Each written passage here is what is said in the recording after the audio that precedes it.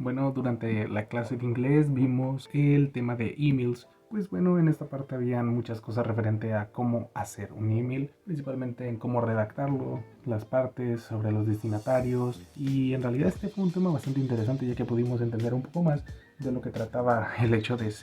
enviar un correo, y esto muchas veces puede ser algo útil para entender el por qué existe y no solo porque ya está ahí, nada más. Y entendimos que quién lo escribe, cómo hay que escribirlo, a quién hay que mandárselo, y de estas formas entender un poquito más acerca de cómo redactar realmente correctamente, cómo hacerlo, ponerle nuestra firma incluso. Y recuerdo que hablamos mucho acerca de ese tema en el cual había que escribir como una carta bastante formal en una forma y otra de una manera más informal, y esto nos permitía entender cómo es un contexto en inglés acerca de las cartas que están un poquito más informales y que serían como para nuestros amigos, y otras que serían para una empresa. Las WH questions, que fueron las preguntas con WH, las cuales fueron, bueno, pues bastante importantes, ya que serían what, where, who. Esas preguntas que utilizamos normalmente, que en español serían como quién, cómo, cuándo, por qué, que serían las más útiles. Y yo pienso que en esta parte sí sirvió muchísimo que el profe nos enseñara esta parte, ya que sin eso no hubiéramos entendido cómo preguntar las cosas, ya que es un tema importantísimo el saber cómo nosotros presentamos las cosas a los demás y cómo se las preguntamos, y no hacerlo de una manera que fuera incorrecta,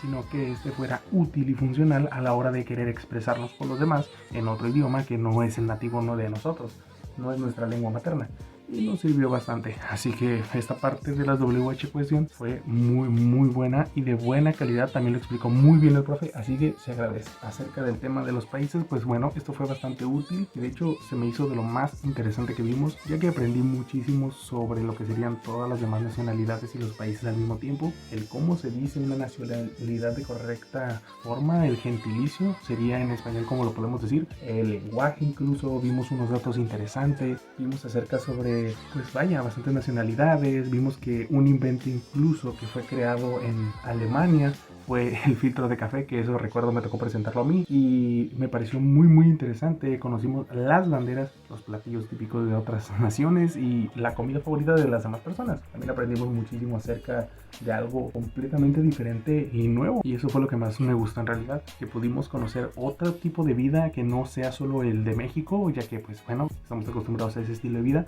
pero como somos frontera estamos muy cerca de poder ver lo que es la vida en Estados Unidos, pero no al 100%, ya que nosotros estamos en este lado del territorio y no realmente conocemos en su totalidad cómo vive una persona dentro de otra nación. Y esto siento que fue muy útil para aprender cómo viven las demás personas en otros lados. El money. El money fue uno de los temas que más difícil se me hizo. De hecho hicimos un juego referente a contar el dinero lo más rápido posible. Es decir, que el profe nos puso una actividad o juego en donde nosotros nos soltaba una cantidad en inglés, la que fuera, ya sea 20 o 30 o 50, y tú teniendo unos pequeños plásticos que figuraban monedas junto a unos billetes de papel, que pues obviamente eran falsos, simplemente se utilizaban para jugar como tipo de banquito o como de esos juegos que son para cajerear, de que te dan uno de niño. Y entonces nosotros fuimos haciendo las cantidades lo más rápido que pudimos en equipo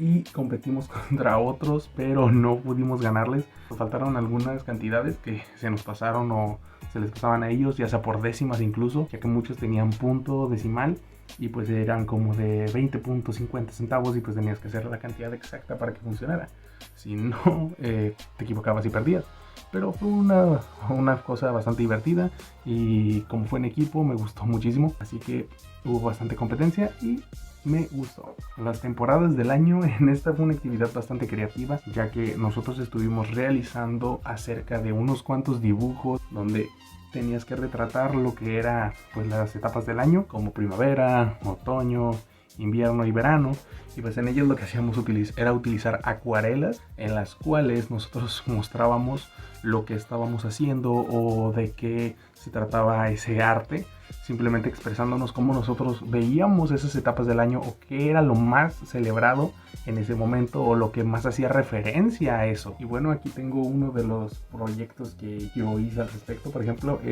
si no mal recuerdo, es primavera y pueden ver ahí que es una viejita, un árbol, una flor y los campos verdes y un río, y pues el cielo es muy azul en esas temporadas, así que decidí dejarlo así. Por acá tenemos, déjenme lo de la vuelta, por aquí tenemos lo que sería el verano, que está un poquito mal hecho, según traté de hacer la arena y traté de hacer como el mar y un sol, también tratando de hacer las palmeras y una piña, que siento que es lo más representativo de esas épocas y que es lo que más llama la atención del verano, ¿no? Y luego tenemos la época de Halloween, o que sería en otoño más que nada, donde hay brujas, hay Día de Muertos, los árboles se vuelven un poco naranjas e incluso pues es más oscuro esos días, entonces por eso traté de retratarlo de esa forma. Ahora voy a pasar a la siguiente página. Ahora esta página, la cual es la de invierno, y pues en esa época creo que está muy representado por comidas familiares, pavo y todo eso que se está viviendo de hecho en esta época, porque ya estamos en diciembre, así que felices fiestas. Un monito de nieve, un árbol navideño, gorritos y un hombre de jengibre que se logra ver ahí. Después tuvimos una actividad referente al árbol genealógico, en el cual describíamos a las personas que conformaban nuestra familia o que simplemente conocíamos en qué posición ellos se encontraban, cuál más que nada ellos eran las personas dentro de nuestra familia o que conformaban. Esta actividad pues fue bastante rápida, en realidad no vimos mucho acerca de esto, ya que pues fue algo bastante simple, o sea, es nombrar a las personas que pertenecen a tu familia de alguna forma, pues simplemente es ponerles el nombre pero en inglés: primo, prima, tío, tía, uncle, cousin, los hijos, daughter, son, o de estas formas que les podemos llamar para conocer un poquito más acerca de la familia y entenderlos, para poder nombrarlos. También aprendimos un poco acerca del cáncer de mama realizando un ensayo en el cual nosotros explicábamos un poco de este día, las maneras de prevenirlo y dándole a entender a la gente que quizás no sepa cómo funciona el cáncer de mama o cómo este afecta a las personas. Y de esta forma pues entendimos un poquito más esta realidad de la gente que vive día a día y que tiene que pasar por esto, y no me imagino lo horrible que debe de ser, pero esto nos ayudó a concientizarnos y nos ayudó a entender por qué es lo que pasan estas personas, para entenderlas y entender un poquito más acerca de esto y simplemente pues contextualizarnos en este tema y ser más conscientes, pero creo que fue una buena actividad. Y en uno de los temas que vimos también vimos parts of the speech, que bueno, estos eran principalmente los nouns, pronouns, adjetivos, adverbios, interjections, conjunctions, preposiciones. Y en lo que hicimos esto fue una exposición en la cual nosotros íbamos agarrando un tema de estos y relatábamos a los demás compañeros el cómo esto nos funciona dentro de una oración, porque bueno, esto nos puede ayudar muchísimo a formular la idea que queramos compartir con los demás, y de esta forma sería muchísimo más fácil que nos podamos comunicar. Y bueno, en algunas partes, como por ejemplo que me tocó a mí, en los adjetivos podemos definir que estos serían ayuda a describir a una persona, o también serían las reglas de orden por material. Los adjetivos son bastante amplios y es bastante difícil encasillarlos en algo, así que realmente funcionan en gran medida en todas las frases. Pueden decirnos de modo, de tiempo, de posición, de lugar, de lejanía, de cercanía. En realidad juegan mucho los adjetivos con esos temas y puede llegar a ser algo bastante confuso, pero no pues para nosotros, ya que tuvimos esas explicaciones y creo que fue bastante útil. En los adverbios o adverbs podemos tener que ayuda a potenciar o especificar una descripción de un sujeto. Por ejemplo, el perro es rojo, the dog is red, pero también podría mejorarse esto diciendo the dog shiny red. Es decir, que un perrito puede ser describido de una mejor forma, ya que, bueno, pues puede haber un perro rojo, pero a veces el perro rojo puede ser de color mate, puede ser un rojo en ciertas partes, o puede ser un rojo muy opaco. O sea, esto nos ayuda a describir al sujeto, y esto es un ejemplo simplemente, pero por eso podemos entender un poco más a qué se refieren los adverbios a la hora de estar explicando a los demás algo que estamos viendo en un sujeto. El aprender y educarnos puede ser mejor para que nosotros entendamos un poco más de esto. Y nada, pues quiero agradecerles por haber visto esto